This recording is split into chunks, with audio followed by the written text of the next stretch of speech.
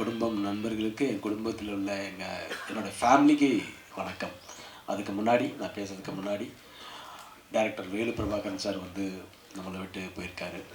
And நம்ம எப்பயுமே நம்ம கன்னட இங்கிலீஷ் தமிழுடைய ஒரு பெரிய சரோஜா தேவி அம்மா.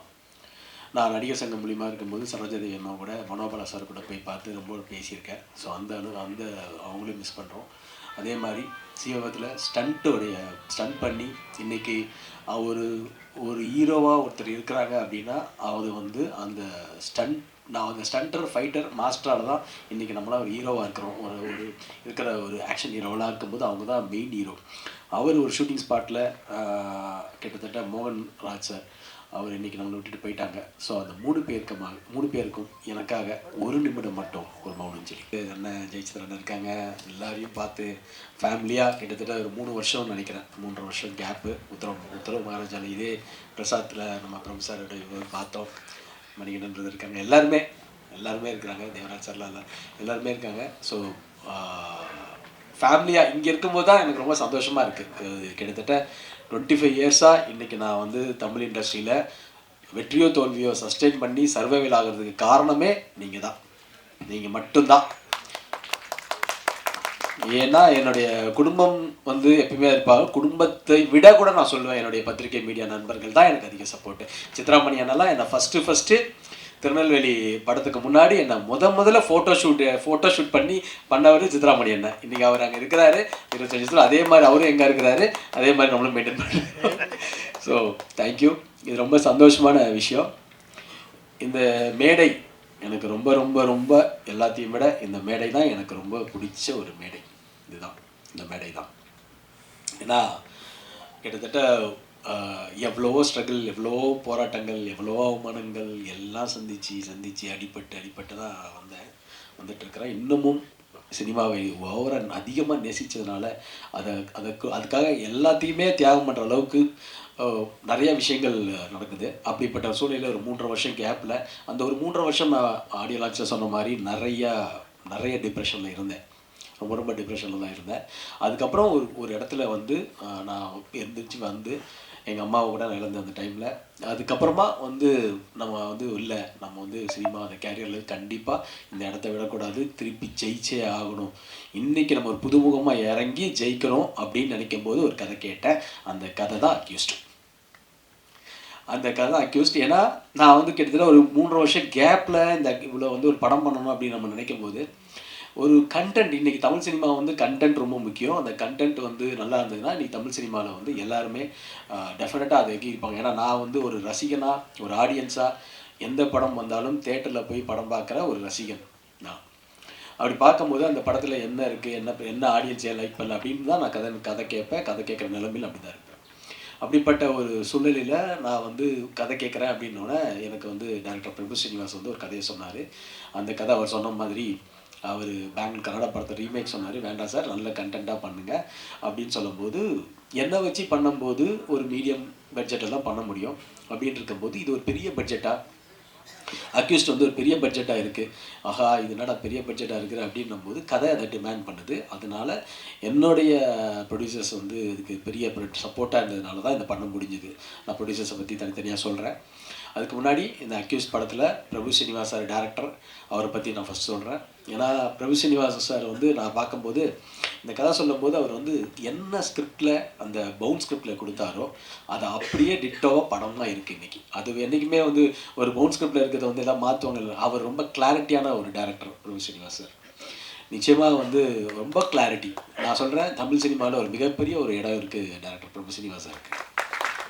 ஏன்னா இன்றைக்கி பார்த்தீங்கன்னா ஒரு டேரக்டர் ப்ரொடியூசர் டேரக்டராக இருக்கிறது ரொம்ப கஷ்டம். அவர் ப்ரொடியூசர் டேரக்டர். ஸோ ப்ரொடியூசர் டேரக்டராக இருக்கிறவங்கள ரொம்ப குவாலிட்டியாக ஒரு கிளாரிட்டியாக இருக்கிறது அது ரொம்ப கஷ்டம். ஸோ அப்படிப்பட்ட ஒரு டேரக்டராக பிரபு ஸ்ரீனிவாஸ் சார்.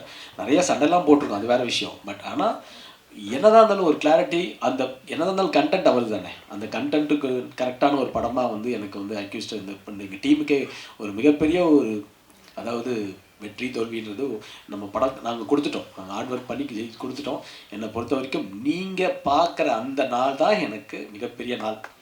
அந்த நாள் இருக்குல்ல, நீங்களாம் பார்க்குற நாள் தான் எனக்கு ரொம்ப டென்ஷனான ஒரு நாள். அதுதான் எனக்கு முக்கியம். ஏன்னா நீங்கள் பார்த்து சொன்னீங்கனாலே மக்கள் பார்த்து ஜெயிச்சாங்கன்னு அர்த்தம். நீங்கள் பார்த்து சொல்லிட்டீங்கன்னா எனக்கு கன்ஃபார்ம் சொல்லிட்டீங்கன்னா அது கண்டிப்பாக ஜெயிச்சிருச்சுன்னு அர்த்தம். ஸோ அதுதான் நான் எல்லாத்தையும் சொல்லிட்டு இருப்பேன். நீங்கள் வந்து மக்கள்கிட்ட போகிறதுக்கு முன்னாடி எங்களுடைய குடும்பம் பத்திரிகை மீடியா நண்பர்கள்ட்ட காமிக்கும் போது அவங்க என்ன ரியாக்ஷன் என்ன சொல்கிறாங்களோ அதுதான் வெற்றி. அதுதான் வெற்றி. அவங்க சரியில்லைன்னு சொன்னாங்கன்னா நம்ம ஏற்றிட்டு தான் ஆகணும். அது ஒன்றுமே இல்லை. இன்றைக்கி வந்து பத்திரிகை மீடியா வந்து ஒரு படத்தை வந்து விமர்சனம்ன்ற இதில் வந்து விமர்சனம் வந்து கண்டிப்பாக தேவை.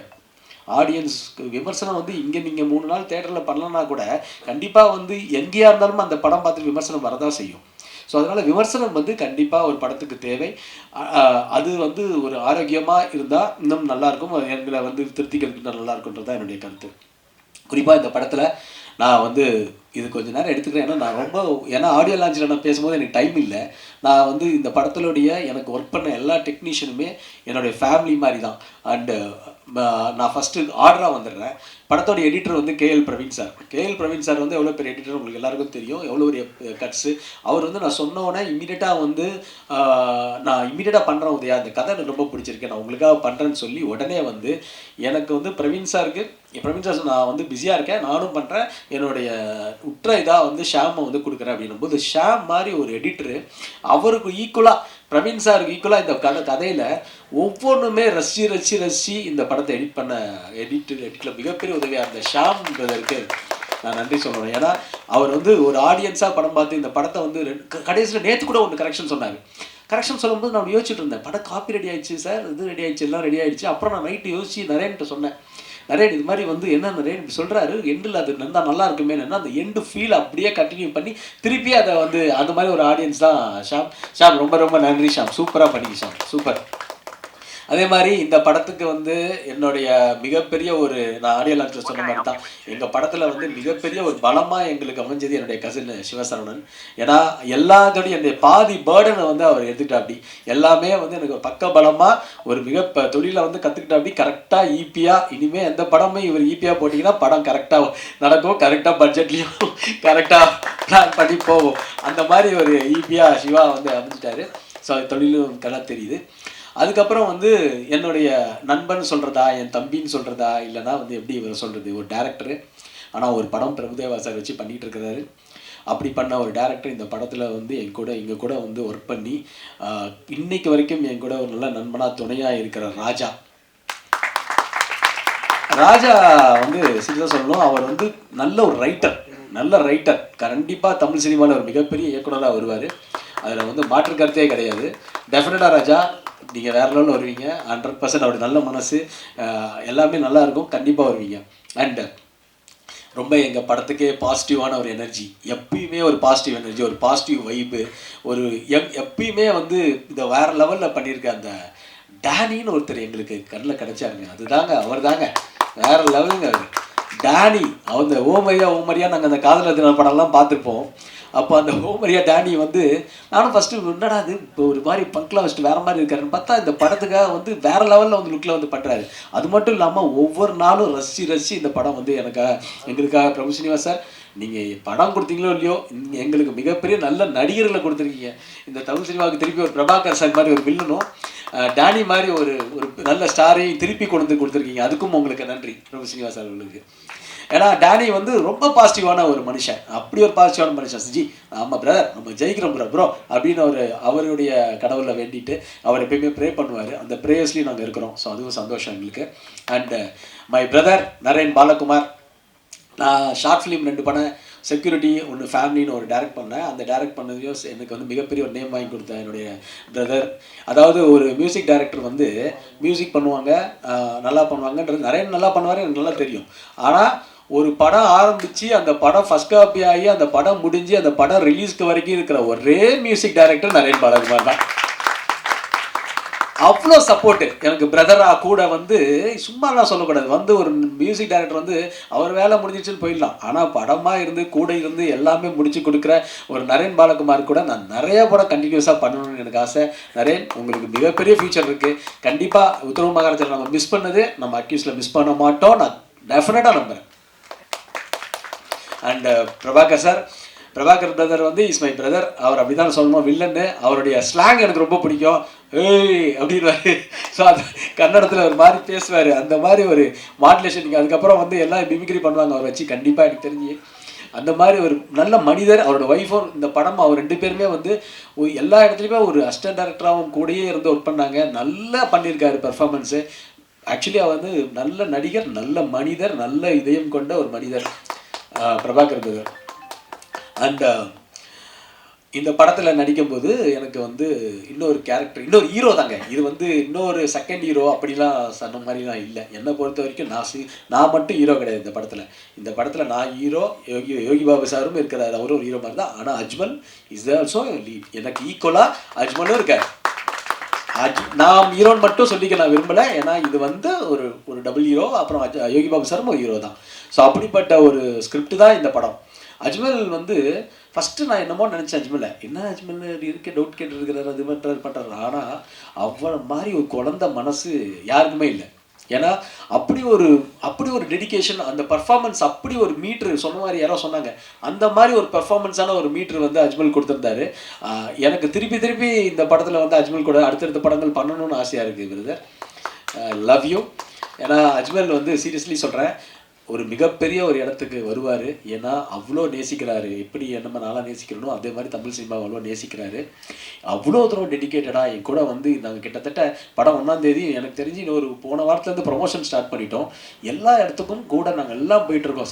சில ஆர்டிஸ்ட் எல்லாமே 1-2க்கு வருவாங்க, வருவாங்க. ஆனால் இவர் வந்து இல்லை ப்ரோ, இந்த படம் நல்லா வந்திருக்கு, நம்ம நிற்கிறோம்னு சொல்லி எனக்கு தோளாக இருக்கிற ஒரு நண்பன் என் brother Ajmal. Love you. And இந்த படத்தில் நிறையா ஹீரோயின்ஸ் பார்க்கல. ஆக்சுவலி சார் சொன்ன மாதிரி பார்க்கல, 2-3 பேர் தான் பார்த்தோன்னே தமிழ்லேயும் இங்கே வந்து என்னை பொறுத்த வரைக்கும் ஆர்டிஸ்ட்டு வந்து தமிழில் நாங்கள் ஃபஸ்ட்டு தமிழ்லேயும் பார்த்தோம், செலக்ட் பண்ணோம். ஆனால் இந்த கதைக்கு ஜான்விகா வந்து ரொம்ப பர்ஃபெக்டாக இருந்தாங்க. நான் வந்து ஃபஸ்ட்டு வந்து நான் ரொம்ப பிலீவ் பண்ணேன். ஏன்னா அவங்களுடைய பர்ஃபார்மன்ஸ் வந்து அந்த ஒரு ஆடிஷனில் பண்ணாங்க, அது ரொம்ப பிரமாதமாக இருந்தது. அப்படி பண்ணும்போது she is very very cooperative. And ஒரு ஹீரோயினி வந்து எந்த விதமான பந்தாவும் இல்லாமல் எனக்கு இந்த ஸ்டார் ஹோட்டல் தான் வேணும், எனக்கு இந்த ஃபுட்டு தான் வேணும், அதுதான் வேணும்னு இல்லாமல் ஒரு டவுன் டு த எர்த்தாக நம்ம கூட வந்து ட்ராவல் ஆகி இந்த படத்துக்கு வந்து என்னதான் இருந்தாலும் இதை இவங்களுமே வந்து இந்த படத்துடைய ஒரு ப்ரொடியூசர் மாதிரி ஒரு கிடைக்கிற ஒரு ஹீரோயினி தமிழ் சினிமாவில் இவங்களெல்லாம் டெஃபினட்டாக யூஸ் பண்ணுங்கள். ஜான்விகாவுக்கு பெரிய ஃபியூச்சர் இருக்குது. அவங்க டெஃபினட்டாக தமிழ் சினிமா வந்து இது மாதிரி ஒரு ஆர்டிஸ்ட்டு, ஒரு பர்ஃபார்மன்ஸ் ஓரியன்டாக ஒரு ஆர்டிஸ்ட்டாக, டெடிக்கேட்டடாக ஒரு ஆர்டிஸ்ட்டை கண்டிப்பாக அவங்க யூஸ் பண்ணணுன்றது என்னுடைய கருத்து. டெஃபினட்டாக Janvika, you have a great bright future. Thank you and all the best.